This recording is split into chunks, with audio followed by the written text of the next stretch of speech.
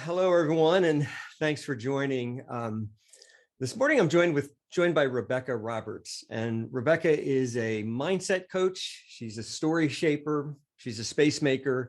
She has more than 10 years as an interior architect and a workplace cultural strategist. We're going to dig into some of what that means. And through her work on this idea of inner architecture, she works with teams, entrepreneurs, and individuals to reframe their stories and free up their mind to boost resilience, unleash untapped potential, and create meaningful impact. So I am super excited to meet with Rebecca today. So welcome, Rebecca. Thanks for joining us. Thanks, Will. I'm excited to be here, excited to play in this space a little bit together. Excellent. So we always start with one question because we focus on interdependence. So tell us a story about a person or a group that was the difference maker for you, somebody that you would have a hard time imagining being where you are today without that person. Sometimes the sweetest people of impact in our lives wouldn't count themselves as that impactful. Right. And, you know, that question sparked a memory of one of my greatest mentors, and her name is Helen. And I had just moved from Louisiana to Boston, and I had applied at the world's largest interior design firm. Right.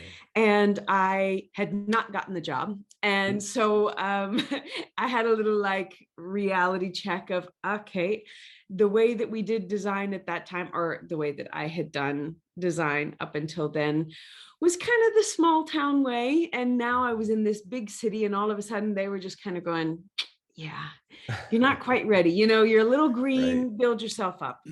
So I ended up working for another company that I absolutely loved. I built friendships. I built a foundation. I built a family, actually, from my colleagues at this company. And I learned a lot. I don't know if you guys are familiar with the concept like blueprints, right? We hear that term, but sure. When you build up the documents that are essentially the instruction manual for how then somebody who's got the real skills to build takes concepts and ideas and brings them into reality. And what I realized is I start looking through, right, like in my first weeks, I start looking through all of these documents, and I'm going, okay, so my version of blueprints and this version of blueprints is like worlds apart. Right. And so I had to learn a lot. I had a huge learning curve in those first couple of years. And I had a lot of just this idea of, I'm not going to tell anybody that I don't know what I'm doing. I'm right. Just going to, nod and smile, and then immediately turn around and do the research, do the work, study right. The blueprints, see how they're doing things. And so I learned an immense amount in those 2 years, but it was a lot of self-sufficiency. Mm-hmm. And at some point, I had a few friends that were working for that big firm that I had interviewed with at the very beginning. And a couple of them said, hey, look, I think that you would be an amazing fit. Come on, you should apply. And I was like, I've done the application thing. They said, yeah, but that was 2 years ago, right? I mean, you're in a different place. You've learned a lot. And so I interview, I fall in love with the company. Luckily, they fall in love with me back this time because they're like, oh, she knows what blueprints are. That's great. Like, she knows what a set of plans looks like. And so I start working, and one of the people who had interviewed me was a woman named Helen, and I immediately liked her. She's a bit of I won't call her a spitfire. She has zest. Let's put it that way. She's a zesty lady, but she knows what she's doing. And so she hires me, and I'm working underneath her, and we have this 3-month trial period, right? Where you get the chance to kind of prove yourself. They get to see it's the right fit. So all of this is leading up. And at some point in time, she says, hey, come on, we're going to have the 3-month review. Let's go talk. And I knew nothing bad was coming because at least I had a sense, I've been doing okay so far. And she sits me down. She says, okay, so I love you. You're doing a great job. but I have to share something with you. I said, okay. And she said, I see you holding a lot of responsibility for yourself, for the things that are happening. And she said, there's one side of that that's really powerful and beautiful. But here, we are not an I company, we are a we company. We are a we office. And what that means is that when it's just you get to take all of the accolades of everything that you do. But when you fall flat on your face, you fall alone.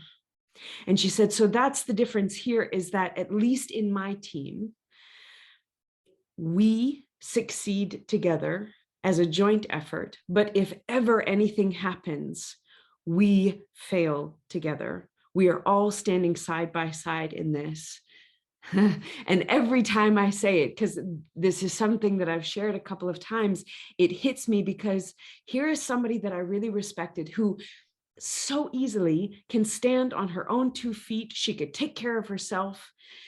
And she just, in that moment, gave me this understanding of what power lies in standing shoulder to shoulder with a team, with a partner, with colleagues, with friends, with family, with community, and that together we will always go further. We may not be as fast, right? Because sometimes I could just do things really fast, and if I didn't care about what anybody else was doing, I could crank things out.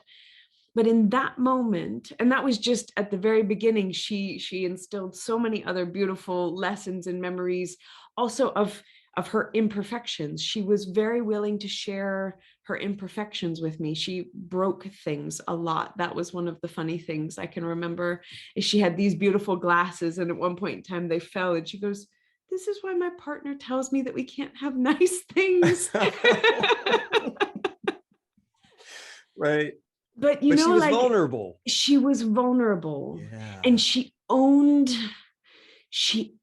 her shit, right? And that is something that she showed me, that you could do it with grace, that you could be playful, that you could stand next to each other, that you could hold each other up, that you could lean on people when you really needed to. And I worked together with her for a number of years, but really the greatest lessons that I learned were by watching how she handled herself and seeing, oh, that's possible. That's possible to do that well. Yeah.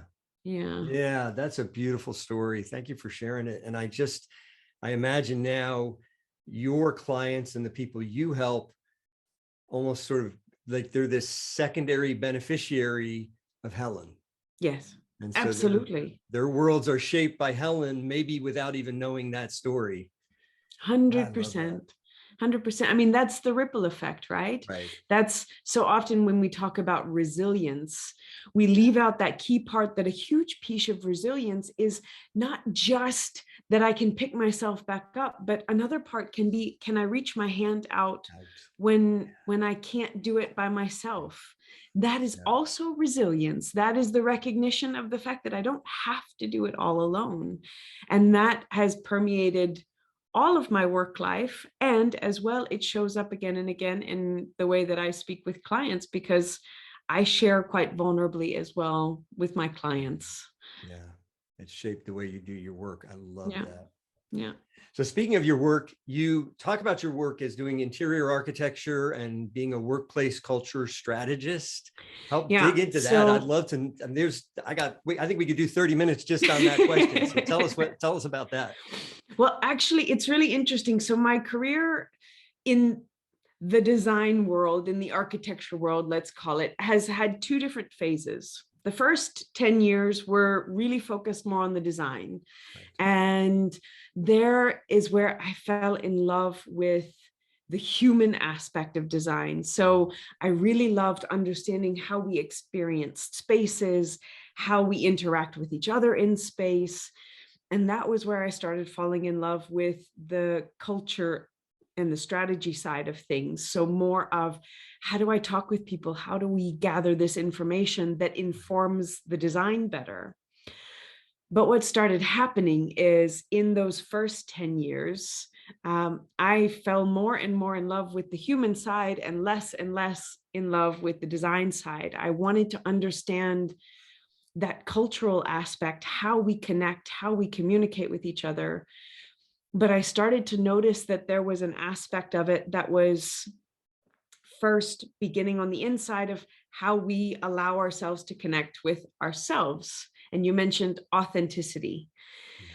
And so I started getting very curious about that, because I would sometimes be doing these interviews where I'm working with two different people and we're having conversations, and they have the same boss.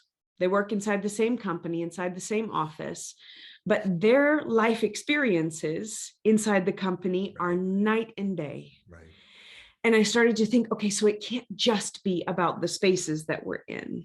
It can't just be about that external culture, about who we're relating to and where on the outside world. It has to start somehow on the inside. And so I wanted to dig in a little bit deeper into this. And so I decided, okay, so either I'm going to do a workplace psychology degree, or I'm going to explore this thing called coaching. Let's see, right? Like, I don't know what it is.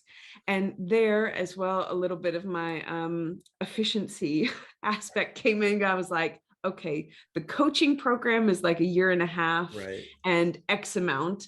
And the workplace psychology is another 4 years, master's. And I said, let me see what I think about all of this first. I start here, and if I want to dive deeper, I will.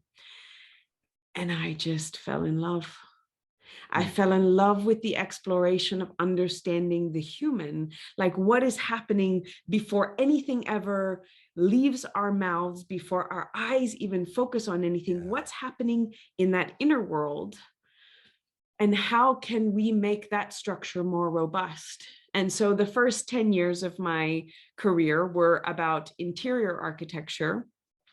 And the subsequent 10 years so far have been about inner architecture, the way that we build this stability, the way that we understand how we can relate with other people from a place of trust, from a place of curiosity, all of these things that begin first within us, but then shape how we allow ourselves to relate with the world around us. Yeah. And so that's now a lot of what I'm doing, but really cool, still in the workplace setting. So I work a lot with teams, with small businesses, and it's a mix of mindset. So and there you see immediately the overlap. What are the stories that I'm telling myself inside of my own mind? I call this story weaving, or how we shape the inner dialogue. And then how that affects not only what comes out of my mouth, but what I believe my actions, what I believe myself to be capable of. Yeah. And so that's a very interesting playground. That is, and a vast playground. There's a lot of room to grow there. And I love that idea of focusing on storytelling. And I want to explore two parts of that. One is, how do we, I know you focus on how storytelling relates to our subconscious beliefs and can help us sort of get at that. So I want to talk about that, and then also maybe pivot or go from there to how does that relate to stories we tell in the culture and in the group, and particularly in the workplace culture, because I think that's my bias is that there's a lot of organizational psychology, but not a lot of storytelling. There's a lot of, organizational models, but not necessarily how humans interact. So we'll start first, like storytelling and subconscious beliefs. How do those things relate to each other? So I would actually say they're one and the same, to be really honest. Yeah. What I find is that storytelling seems to be an easier access point. Because when I ask, what's the story that you're telling yourself about this? Right. It's a lot easier than tell me about the belief system that you've adopted from your culture, Right. your family, and your thing. People are like, what? No, I don't have a belief system. You know, that like that's not what I do. But if I say, what's the sentence that is being said right now inside of your head as I say this? And Right. they're like, BS. Like everything in me rejects what you're saying. And I'm like, okay. So the story that you're telling yourself is what that crazy lady sitting on the sofa across from me just said is complete lunacy. There's no way that I'm creating this life. This mess that I'm in, it's their fault, or it's this, you know, Right. Right. these types of things. And so then we can start to dissect, to disassemble. In some ways, it's reverse construction. Right. Because so often what we think, we live in a very additive culture, meaning it's all about gathering. It's what are the other degrees that I need? I need this certification. I need this job title. I need this partner. I need this amount of money. I need to check, check, check, check, check. And I'm fairly certain that this is the point where a lot of times we have this midlife crisis, identity crisis, where all of a sudden, all of the things that we've been told our whole lives, yeah, once you have X, Y, and Z, no problem, you're going to be good, right? That's when you reach nirvana. That's when you hit that happiness place. But somehow I'm not experiencing joy and fulfillment. And I've checked all the boxes, or I see that I'm not going to check some of those boxes. What now? Something is missing. And oftentimes that's something that's missing. Not oftentimes. That's something that's missing is what's going on in here. Yeah. It is the perceiver. It is the lens that I am looking through. Right. And when I start to look at the stories, there are two different aspects. There's one that's present moment stories. And then there's one that I call the opportunity for voodoo, which is one of my favorite things, right? I come from Louisiana, so land of voodoo. Oh, yeah. And so the first, that present moment is, can I actually not deny any of the emotions that I have, but like allow those emotions to sit there and go, what is really happening? Like in this exchange, if I can allow my excitement and all of that to be here, but what's really happening is there's one meat sack sitting in one place somewhere in the world, making noises with my throat as it vibrates. Right. And some magic happens that some brilliant people came up with to connect our meat sack faces across the globe. And so I'm making some noises and you're making some other noises, and that's what's happening. Right. Right. Right. But then my experience here goes, ooh, that was an interesting thing that he just said. How do we play with that? Or, man, I can't believe that he just said that. Right. Now, all of my emotions have shifted. And so it's that ability to recognize that our stories make the movies more exciting, right? They're no longer neutral. They give it flavor, which is what makes our lives exciting. Yeah. It's just when we forget that we're the one who's actually like in the director's seat creating the movie. Sure. Exactly. Yeah. And we're the actors, and it's a very dynamic and analogy, the script writers. Right? Yeah, we're everything all wrapped up into one, but we forget that a lot of times. And so then we start to feel like, oh my gosh, life is happening to me, instead of how is this happening for me? Or even better, life is flowing through me. I am creating this. And so that's one aspect. That's that present moment storytelling of how I'm choosing to interpret and tell the story of the facts and details that are all around me. But the voodoo part is the part that's so interesting, because this is where we actually start to realize that we have some impact or some ability to reframe and reshape our stories of the past. Things that we may have, I mean, I don't know how many of you have ever experienced this. If you've ever experienced this, Will, of like you had a tough, traumatic event somewhere, you know, back in your life. I had one I can remember, and I will say I use the word trauma in that trauma is things that anchor deep. right? So we have all, as humans, experienced trauma.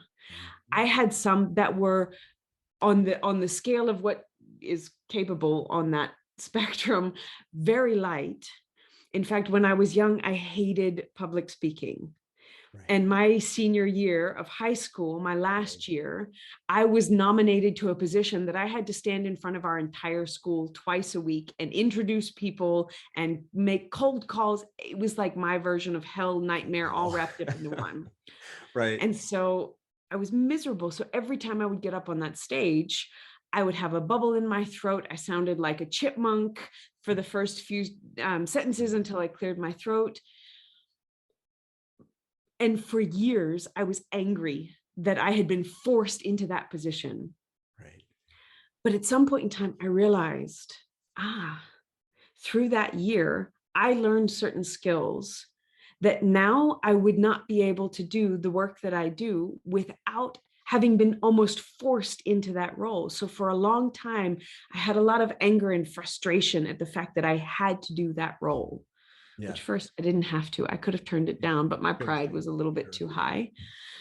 But I had this moment where that story it shifted from one of pain and frustration and anger to one of deep gratitude of, you know what, I never would have done that on my own. And would I wish that on other people? No.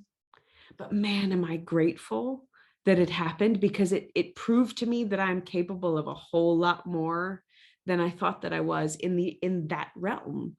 Yeah. And so that was one of my first experiences of like story voodoo, where you go back and something that was colored very dark in my memory, right? It was very heavy. It held a lot of weight. Now, when I look back on it, it is something that is a blossoming point. It holds a lot of light and excitement because it was a shift for me. But it's just how I choose to see it. I could still look back and find that darkness and that heaviness. Mm-hmm. And so that's as well this mindset, storytelling, how we weave our stories. It's not just in the present moment. It's not just what we project in our imagination into the future, but we can actually change our experience of the past, of how we bring that forward and bring in potential now. I love that. That's beautiful. Yeah, I don't know if you're familiar with the speaker Eric Edmeades.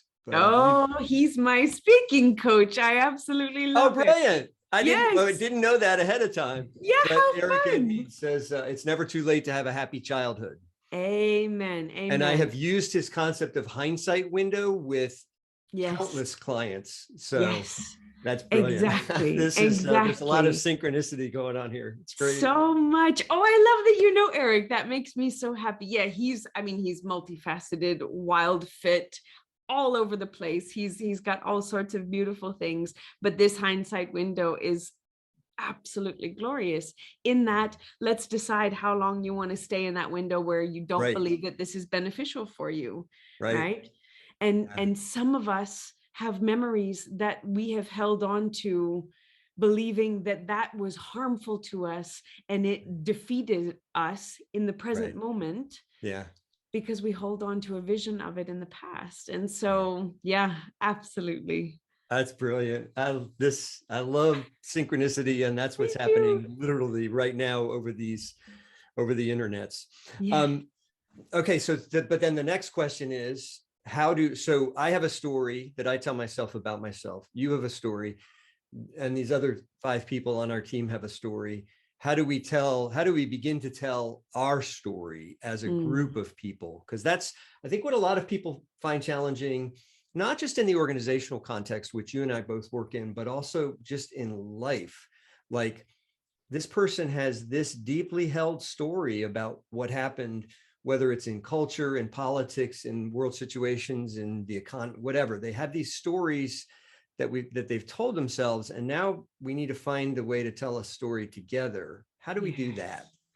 Oh, I listened to a podcast from Aubrey Marcus the other day, and he mentioned something. He said a quote, and I just thought, oh man, that hits it so well. He said, sometimes we need to shift our conversation and our coming togetherness Yeah. from control to how do we relate with one another. Yes. And that's the idea that so often we have the idea. I was speaking with somebody about this morning, that control also looks like, I want you to see me in a certain way. And so I'm going to shape my words and my body motions and the way that I do things to try and influence what you think about me. Right. And there is this fundamental shift that when we start looking at each other's stories, when we start being willing to share our stories, it is not, how do I get you to come onto my side? But how do we relate to each other? How can we find ways to find human understanding between the two of us, even if our belief systems and our concepts and our ideas could not be further from the truth? Right. And so a lot of times it's something, there's also a line from Brene Brown that I use all the time, that is, when you're trying to talk with somebody and it's clear that there are very different viewpoints, and this works wonders with partners and close friends and business partners, Right. is the story I'm telling myself is blank. Because what that does is it takes full ownership of the fact that this is what is happening in my reality inside of my own head, right? Yep. I am not suggesting that it is reality as it is, because reality as it is neutral. It is devoid of judgment. Right. Reality is happening. Right. It is our lens that shapes it. And so when I take ownership of the story that I'm telling myself is inside of my own head, this is what's happening, is it also, it gives me the chance to own that. So deep ownership. But it also gives whoever I'm speaking with the chance to kind of recognize, hey, I'm not claiming that this is reality. Right. I'm claiming that right now, in this moment, in this snapshot that we're taking, this is my reality, Right. which is different. And so I'm finding it is such a beautiful way to communicate as well. The question that comes up inside of my head right now is, right, when we start taking ownership more and more for our own thoughts, our own reflections, and pair it with this concept of acknowledgement does not signal agreement. Right. Yes. Right? Like, yep. I can acknowledge Agreed. your viewpoint. I can acknowledge how you see the world. I can even find understanding of, you know what, I can really understand how with your life experiences, that makes a lot of sense. It doesn't mean that I have to agree with how you see things. And that was probably one of these moments where, you know how sometimes you have these dear friends. My best friend challenged me one time because I can remember I was struggling with some viewpoints that my father had. And I was like, I just don't understand why he sees it that way. It doesn't make any sense. Right. And I hate it because I know the look that comes over his face whenever he's about to say something really smart and it's super annoying. And he just kind of leans back and smirks. I'm like, what?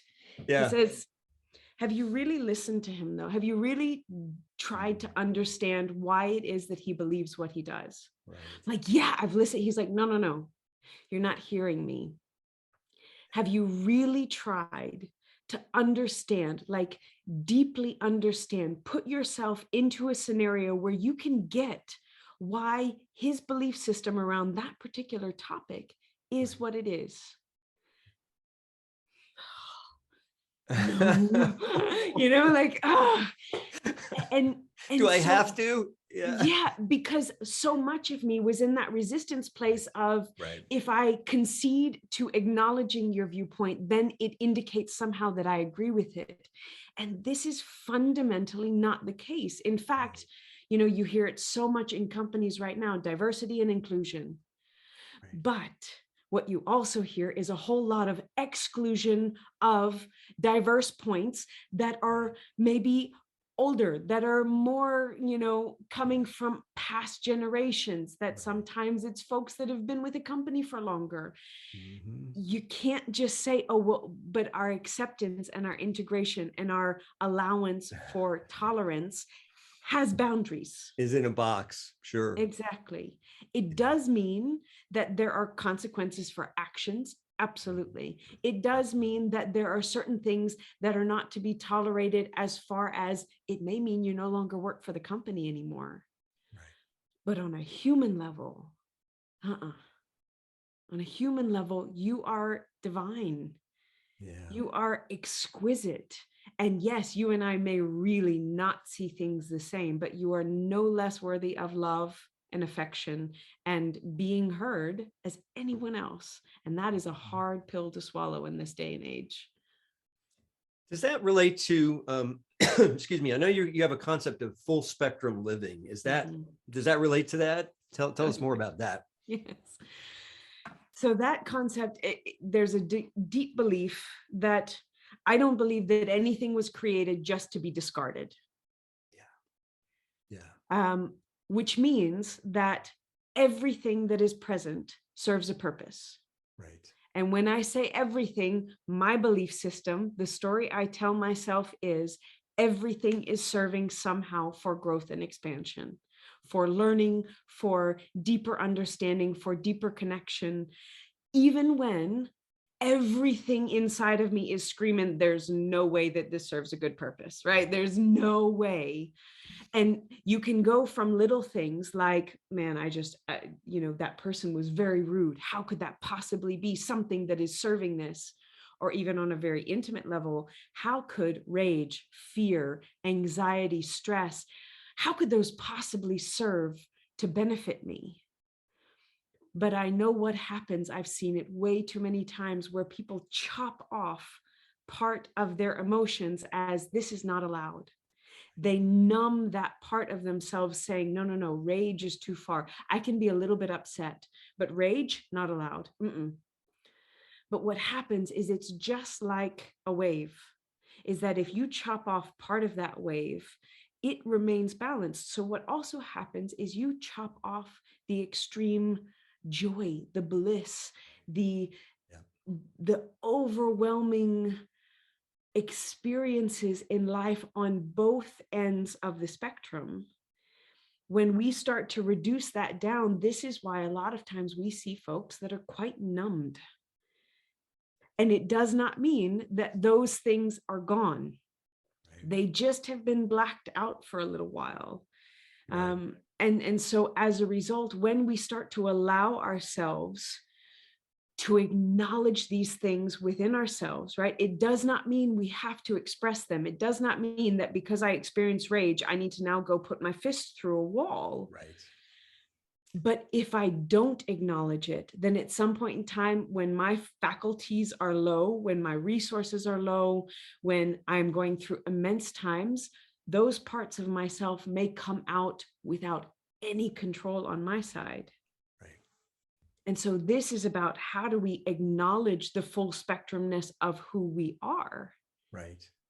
And allow ourselves to explore that first internally, or in a place that feels safe, right? With a coach, with a partner, with a therapist, right, whatever it might be, or with dear close friends. Some of us have those people where you can dive into those things and they really present non-judgment. This is just one of the benefits that I find about coaching with my own coaches as well, is that they come in and they may love me, absolutely, and they want my success, but it is their role to not step into my story, but to be an observer and like smack me around when I need it. Whereas some of my friends will be like, oh, baby, I get it. That sucks. I'm so sorry. My coach would be like, man, that sucks. So if you're a creator, what do you do about this? What are you going to do? Yeah. And they don't let me get away with the BS that a lot of times my friends let me get away with. Yeah. And actually we're tight on time, but I want to explore one more topic because it really, I think it relates to, you talk about unromanticizing life. And I think that relates to this. Like we have this idea, if we're directing our own movie, we think that when we're angry, we're supposed to be, Al Pacino in Scarface, or we think whatever, none of which is very romantic, like we have this romantic notion of how we should act. And sometimes even what you're advocating is not always the super sexy approach, but it's the realistic approach. So I'd love, can you expound on that for a minute? Yes. Oh, I love that you talk about that, because there's two aspects to this. One is actually from a very tangible, practical part. Like, I love understanding neurochemistry, like the biological, what happens inside of our brains, right? There's a part of that that can rob some of the mystery of what's happening, right? If you break down what happens when somebody feels attracted to somebody else, right? It goes from the love song version of time stopped and I couldn't breathe and I felt my heart flutter. Right. And if you have a neuroscientist explain it, they'll be like, well, okay, so what happened was serotonin, dopamine, all of these kind of stuff flooded. It gave your heart, it allowed, and so it, in some ways, it takes something that's very romantic and makes it a little bit less sexy. Right. Until you start to marvel at the human body. The fact that when we experience something like that outside, our body goes, oh, let me show you, let me give you the feedback of why this is so sweet. And our body creates that experience internally for us. Like, wow, right? That is wonder. That is magical. It doesn't sound like, I have to say, it has ruined a lot of the becoming more and more aware of what healthy relationships look like, have ruined a lot of love songs for me, because a lot of them are like healthy, unhealthy codependence. Wow, you're the air that I breathe. Like, so if I disappear, you die. That's a really healthy balance of love that we have there, you know. But when we start to wonder at or experience the wonder of how our brain works and how that's working in perfect harmony and concert with our body, and what happens when they become out of sync, when the harmony is not in alignment, and how we can work with our body, with our mind, with our emotions. We can choose any access point to start finding ways back to more harmony.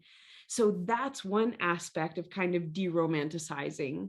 But the other side is honestly just, can I remove a lot of the fluff? We like to talk about, especially entrepreneurship, right? You talked about working with startups. Right now, what I see is so many of these TikTok videos that, man, and I am obsessed with YouTube shorts, right? This is like the bane of my existence. I have to put timers on because I love them. Right. But how often we see how sexy it is when, you know, you see somebody working hard, like digging a ditch, and then all of a sudden they do a palm thing and the garden is done, or I've just made $1 million. Right. And I'm not saying that it's not possible for miracles to happen, because they happen all the time. Right. But that miracle happens because somebody makes them available. They make themselves available. They use their hands and their hearts and their energy, and they pull everything into one place. And for some, it may take 20 years to reach that vision. And that does not make it less sexy. It's just, we've gotten into this habit of the instant everything, right? The 20-second videos, the 5-second memes, this, and to recognize that sometimes the reality is, wow, you've built up a lot of these stories for years and years and years. It may not happen that we can blast through all of them in a 3-hour session and you're going to walk out like Elon Musk, you know? Yeah. That does not make it less incredible to see how we can create and shape our lives through the stories that we tell, through the ways that we relate to each other, and through recognizing the power of interdependence. That's why I love so much what it is that you're doing. Oh, wow. Well, that's a great thought to end on. Thank you so much. I feel like this could have been a 3-hour podcast. I know, I get dangerous. I'm like, I could just talk with you forever. Yeah, no. I have loved this. And thank you for creating the space and for really being present. So this is great. I'm super excited to share your story with my folks. How do people connect with you? probably the best way is my website, because from there you can check out the YouTube videos, you can connect with me on LinkedIn. So it's RebeccaRoberts.com. Yeah, exactly. That's probably the best way. Wonderful. Rebecca, thank you. And we'll talk again soon. Absolutely. Thanks, Will.